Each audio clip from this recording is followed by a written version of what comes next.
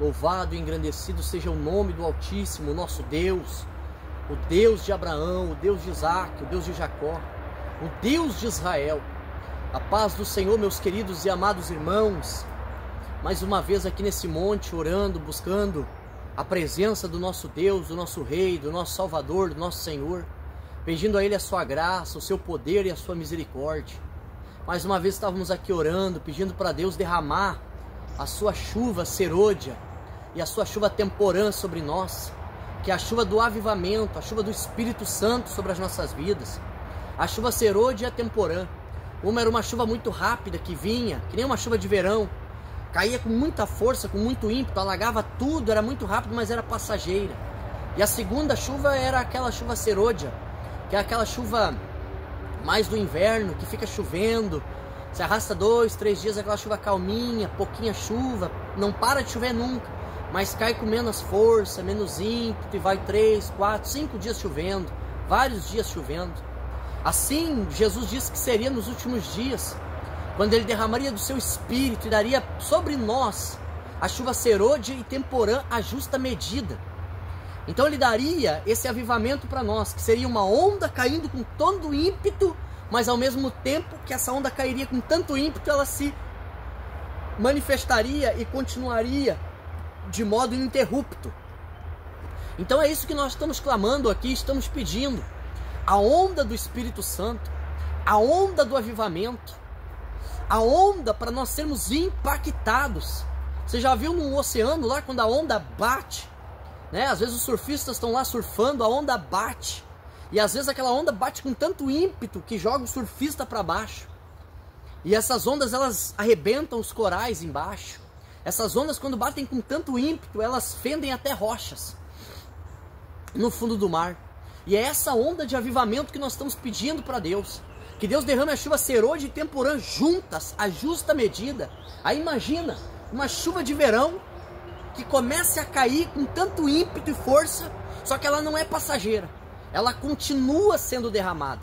Ela continua sendo despejada sobre a terra. Seria mais ou menos o que aconteceu no dia do dilúvio, nos tempos do dilúvio. Foram 40 dias e 40 noites em que estava chovendo. E eu acredito que era uma chuva forte, muito forte, torrencial e contínua por 40 dias, sem parar, sem enfraquecer. Mas aquela chuvarada forte que dá, que às vezes dura 5, 10, 15 minutos. Mas sem parar por 40 dias e 40 noites, a ponto de inundar e encher toda a terra. E eu acredito que a chuva do avivamento de Deus, quando Ele diz que derramaria sobre nós a chuva serôdia e a chuva temporã, também seria essa chuva assim. Uma chuva que não passa, mas uma chuva que cai. Cai trazendo avivamento, cai trazendo cura, cai trazendo milagre, cai trazendo poder.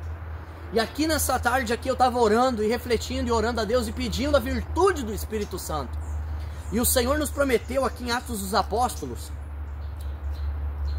no capítulo 1, no livro de Atos dos Apóstolos, capítulo 1, no versículo 8, que Ele disse para os discípulos ficar em Jerusalém. Ele diz assim, ó: mas recebereis a virtude do Espírito Santo, que há de vir sobre vós, e ser-me-eis testemunhas tanto em Jerusalém, como em toda a Judéia, na Samaria e até os confins da terra. O Senhor então, o Senhor Jesus disse assim: ficai em Jerusalém, não se ausentem em Jerusalém, até que vocês recebam a promessa do alto, ao qual disse Ele: de mim ouvistes. João batizou com água, mas vós sereis batizados com o Espírito Santo não muito depois desses dias.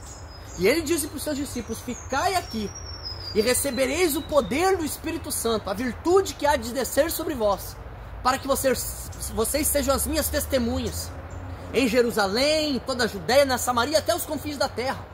E veja que tremendo é isso, meus queridos irmãos, porque esse revestimento de poder do Espírito Santo que Jesus prometeu aos seus discípulos, não era para pregar o Evangelho, como muitos aí afirmam, que é só para pregar, é o poder para te pregar o Evangelho, para te ter coragem e ousadia para pregar o Evangelho, autoridade para pregar o Evangelho. Não, não, não, não. Essa virtude, esse poder, esse revestimento de poder, que no grego a palavra significa dunamis. Dunamis vem de dínamo, que quer dizer força, poder.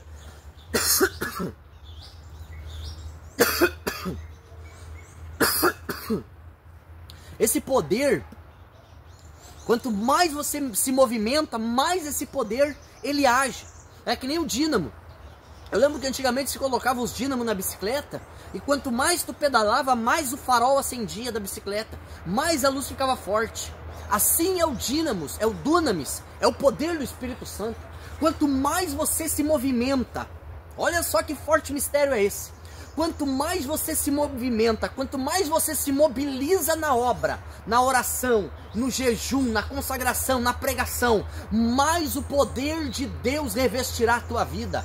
Mais esse poder de Deus te revestirá. E não é só para pregar o evangelho, não é só autoridade para pregar, para ensinar, não. Esse poder é para curar os enfermos, que esse sempre foi o chamado da igreja. É pregação do evangelho, é cura dos enfermos, é libertação de endemoniados, é manifestação da glória de Deus. Os milagres, eles têm que nos acompanhar.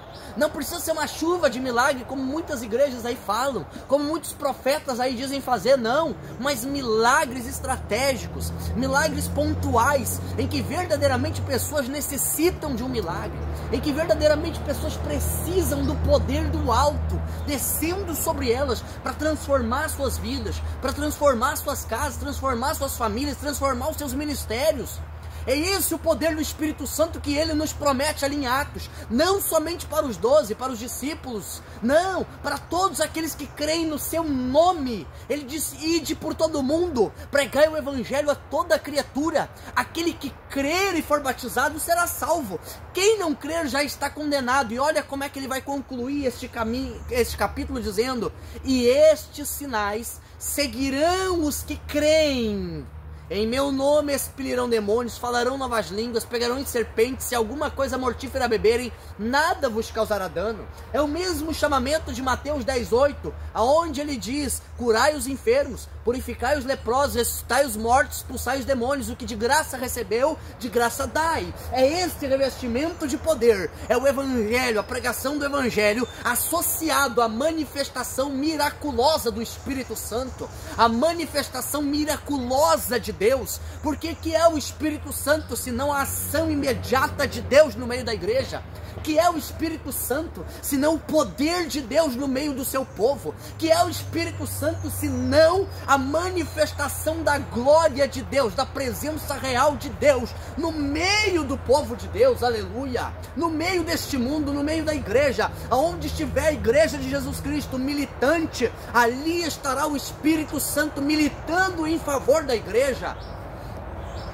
E é sobre isso que eu quero falar aqui hoje. É sobre isso que eu venho despertar a sua vida aqui hoje, como profeta do Senhor.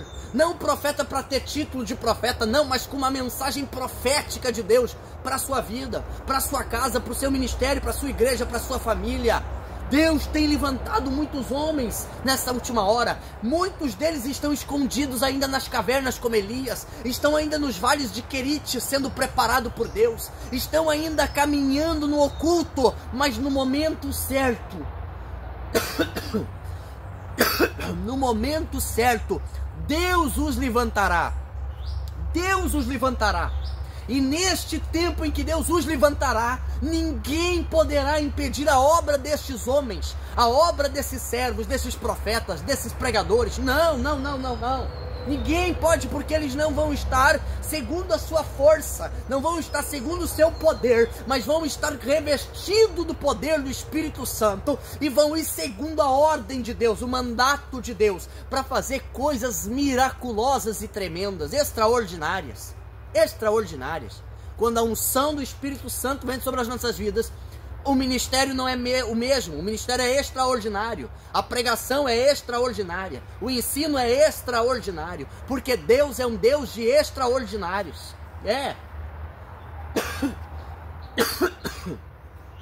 Deus é um Deus de extraordinários. Glórias ao nome do Senhor. Vocês já leram no livro do Apocalipse? Lá no livro da Revelação, mais conhecido como Apocalipse, fala de 144 mil homens que foram selados na sua testa com o nome do Pai e com o nome do Filho, com o nome do Messias, do Cristo. E estes andaram com o Cordeiro para onde quer que o Cordeiro fosse, e eram castos, não se contaminaram com mulheres. Não quero entrar aqui no mérito agora de revelar e de discernir aqui o que são essas mulheres e o que são esses selos de Deus.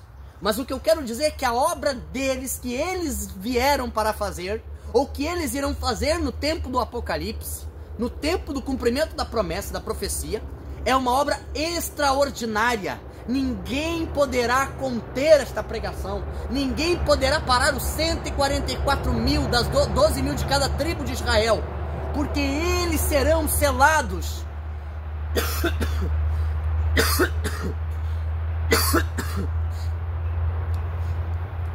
Muita gente aparece aí, muitos profetas dizendo eu sou Elias.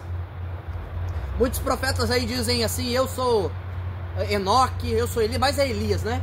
Eu sou Moisés, eu estou no espírito de Moisés, eu estou no espírito de Elias. Porque todos os profetas que aparecem nos últimos dias são enganadores. Eles querem ser as duas testemunhas do Apocalipse. Quantos já não apareceram aí dizendo eu sou testemunha do Apocalipse, uma das duas testemunhas? Quantos morreram e continuou a mesma coisa? Porque eles não eram, eles eram profetas fraudulentos, enganadores. Ninguém pode afirmar eu sou. Não, ninguém vai bater no peito e vai dizer eu sou. Eles simplesmente farão a obra e as pessoas reconhecerão que serão eles. Ninguém diz eu sou alguma coisa.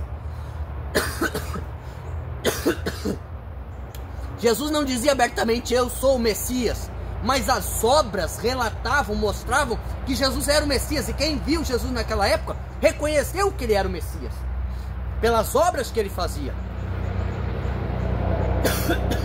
Tanto que aquela mulher samaritana que encontra Jesus, ela vai dizer assim, quando vier o Cristo, o Messias que se chama o Cristo, nos ensinará todas essas coisas. Aí Jesus diz para ela, mulher, sou eu quem falo contigo. Porque era ele que já estava revelando para ela aquilo. Porque ela já tinha notado que ele era profeta, ele não era qualquer homem. E Deus não levantava profeta e Deus não falava com o homem há mais de 400 anos. Mas ela olhou para ele e disse, veja que és profeta. Como é que ela reconheceu que ele era profeta se Deus estava há 400 anos sem falar nada? Olha a revelação aí. É porque ela conhecia as profecias. Mesmo sendo uma mulher considerada adúltera no contexto histórico, ela era uma mulher que conhecia as promessas, conhecia as profecias. Porque ela diz, quando vier o Cristo, ele nos ensinará essas coisas que tu está me falando. Aí Jesus, vendo essa resposta dela, vai dizer assim, mas sou eu que falo contigo. Ele notou que ela entendia, que ela sabia do que estava falando. Por isso que ele se revelou a ela. Mas ele nunca disse abertamente, eu sou o Messias para todo mundo, para toda a gente. Não. Mas as pessoas que estavam esperando o Messias sabiam que ele era o Messias pelas obras que ele fazia. Agora tem muita gente aí negando que Jesus é o Messias. Eles estão o quê? Se apostatando da fé. Vocês lembram que antigamente nós dizíamos que ia vir a marca da besta e que tu ia negar Jesus, ou negar Jesus. Nega Jesus, nego, vive. Nega Jesus, não nego, morre. Não, as pessoas já estão negando Jesus sem se dar conta. Já está acontecendo a grande apostasia de pessoas que iriam negar Jesus, não é diante da morte. As pessoas estão se apostatando da fé. Pessoas que estão se voltando ao judaísmo ortodoxo, guardando a lei de Moisés de novo. E abandonando o Messias. Quantos aí professores, ensinadores, arqueólogos, cristãos, que agora se dizem, não, eu não acredito mais, Jesus não é o Messias, eu estudei, eu vi pela arqueologia, eu cheguei à conclusão que Jesus não é o Messias. São apostatas, são apóstatas, se apostataram da fé. São apostatados, são desviados da fé. Aleluia. Mas quando vier os 144 mil, quando eles se revelarem, quando acontecer a revelação dos filhos de Deus, dos 144 mil, 12 mil de cada tribo de Israel, e hoje só temos a tribo de Judá que é reconhecida, por isso que todo mundo é judeu, nós só conhecemos os judeus, e cadê as outras 10 tribos de Israel, 11 tribos de Israel, onde é que andam os judeus? Estão perdidos, estão separados, espalhados em todo mundo, por causa das diásporas, das perseguições. Você está me ouvindo aí, você está me vendo nesse vídeo, através desse vídeo, você pode ser um descendente de judeu, você pode ser um daqueles selados 144 mil, que ainda vão se levantar por Deus. Aleluia, eu posso ser um dos 144 mil que Deus vai levantar nessa última hora, dentro do período da grande tribulação, para pregar para essa igreja apostatada. Sim, porque o papel dos 144 mil é pregar para essa igreja apóstata da tribulação, do período tribulacional. Isso ninguém te ensina, isso ninguém fala, porque tem que ser por meio do Espírito Santo de Deus, para falar essas coisas que eu estou vos falando aqui nessa tarde. Tem que ser pela revelação divina, tem que ser pela revelação do Espírito Santo, para falar tudo isso que eu estou falando para vocês. Senão não vai, não funciona, não acontece. Aleluia! Por isso eu estou dizendo, nós vamos ser revestidos de poder e nós precisamos buscar.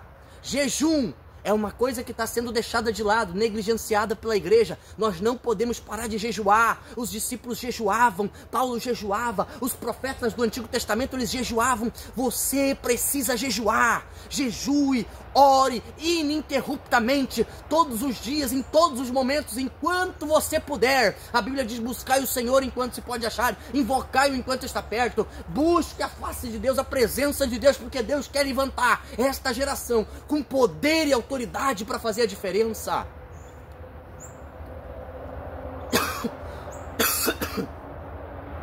Oh, aleluia! Tem muita coisa que Deus quer revelar para nós, mas ainda não é o momento, ainda não é o tempo. Não podemos falar de todas as coisas ainda, porque o momento ainda não é chegado. Mas irmãos queridos e amados, vocês que estudam a profecia, vocês que se entregam a Deus para ouvir o que o Espírito Santo diz à igreja, vocês vão entender o que está acontecendo no mundo. Vocês vão entender quem é que está sendo eleito em cada país e o que eles vão representar para esse último tempo. Glórias a Deus. Não se preocupem dizendo aí: ah, Jesus pode voltar hoje, pode voltar amanhã, só se for para mim ou para você. Nós podemos morrer a qualquer momento. Mas ainda tem coisas para se cumprirem, tem acontecimentos para acontecerem. É só você ler o livro de Apocalipse, as epístolas, os profetas, eles falaram, eles detalharam. E se você abrir o seu coração e buscar Deus em espírito, o espírito de profecia vai entrar sobre você e vai te dar o discernimento das profecias, o entendimento. E você vai saber que o que está acontecendo aqui ainda não é nem o princípio das dores. Não. Mas as coisas vão acontecer muito rápido. As coisas irão acontecer muito rápido. Já estamos vendo os resquícios das coisas acontecendo. Glórias a Deus. Nós precisamos nos preparar em santidade, em arrependimento, em santificação, em oração, em jejum, em comunhão com Deus, buscando a onda de avivamento do Espírito Santo, a onda de despertamento de Deus para essa última hora e para essa geração. É hora de nós nos posicionarmos. Pega essa palavra aqui hoje: posicionamento. É hora da igreja se posicionar, dos servos e servas, dos cristãos, dos verdadeiros homens de Deus. E eu falo cristão, todo aquele que acredita que Cristo é o Messias, que Jesus é o Messias, independente se é judeu messiânico, judeu nazareno, independente de qualquer segmento de linha, se é calvinista, arminiano, esquecem tudo isso. A fé tem que ser uma só, que é o Messias. É hora do despertamento, nós olharmos para a cruz, nós olharmos para o madeiro. Independente se você acredita que Jesus foi crucificado numa cruz de braços abertos ou se ele foi pendurado no madeiro, num poste, independente disso, eu não quero aqui entrar em filosofias religiosas, não. O importante é que ele verteu seu sangue, morreu por nossos pecados, para que nós tivéssemos vida. É isso que é importante para nós. Não debates sobre podemos usar barba, não podemos, temos que usar barba, não devemos, deve a mulher usar saia ou calça. Não é nada disso que Deus quer falar nessa última hora. É Deus que quer preparar o seu povo para o advento da vinda de Jesus Cristo. É isso que Ele está preparando a sua igreja. É isso que Ele está fazendo. Aleluia. E nós precisamos nos levantar, buscar e sabermos quem nós somos na presença de Deus e qual é a nossa identidade. Isso é mais importante do que tudo, saber quem eu sou e qual é a minha identidade e o que Deus tem para mim. Qual é o teu propósito? Qual é o teu chamado? Qual é o meu chamado? Se eu disser para você que eu sou um dos 144 mil selados por Deus, você vai dizer assim: eu não creio, tu está dizendo que é. Não, eu estou supondo. E se eu fosse um dos 144 mil, que Deus está separando, que eu ainda estou no Vale de Querite, ou seja, estou no anonimato, porque Deus ainda não separou os 144 mil, não levantou ainda os 144 mil, para pregar nesse período de grande tribulação que vai se iniciar daqui a alguns anos. Mas você pode ser também um. Sim, as tribos de Israel estão perdidas aqui no Brasil, na Argentina, em muitos países do mundo. Muitos escolhidos de Deus que ainda nem sabem o seu poder, o seu chamado, a sua autoridade, mas que só vai se revelar nos últimos tempos. Nós precisamos estar apercebidos. Estais vós apercebidos de Jesus, porque na hora em que não cuidais, o Filho do Homem virá. Vigiem para que esse dia não vos pegue como um ladrão à meia-noite. Aleluia! Por isso que nós estamos vigiando, orando aqui nesse monte, buscando a face do Altíssimo, do Deus Todo-Poderoso. e que você possa buscar essa virtude, que você possa reivindicar a Deus. Senhor, tu prometeu nos dar a virtude do Altíssimo, do Espírito Santo, para sermos tuas testemunhas, e nós precisamos nos levantar como testemunhas oculares da glória de Deus, do poder de Deus e daquilo que Deus está fazendo e pode fazer no meio da sua igreja. Mas nós precisamos nos posicionar. Se posicione, igreja querida, se posicione, igreja amada, se posicione, igreja do Senhor Jesus, porque a hora em que não cuidais, o Filho do Homem virá. Estejamos apercebidos. Aleluia. O tempo aqui já passou e não tenho muito tempo para falar, mas eu quero dizer para você que Deus abençoe sua casa, sua vida, sua família, e se posicione, se coloque na brecha. Se eles não orar, ora você. Se eles não se consagrar, consagre você. Se eles não descer no Val de Querite, no Val de Jaboque, desça você, faça você, mas busque por você, pela sua casa, pela sua família, e por um avivamento no mundo inteiro. Aleluia, em nome do Senhor Jesus. Saiba que você tem uma promessa, que você tem um chamado, não abdique disso, não troque isso por nada neste mundo. Em nome de Jesus, eu deixo essas palavras para a sua vida. Que Deus te abençoe, em nome de Jesus. Amém.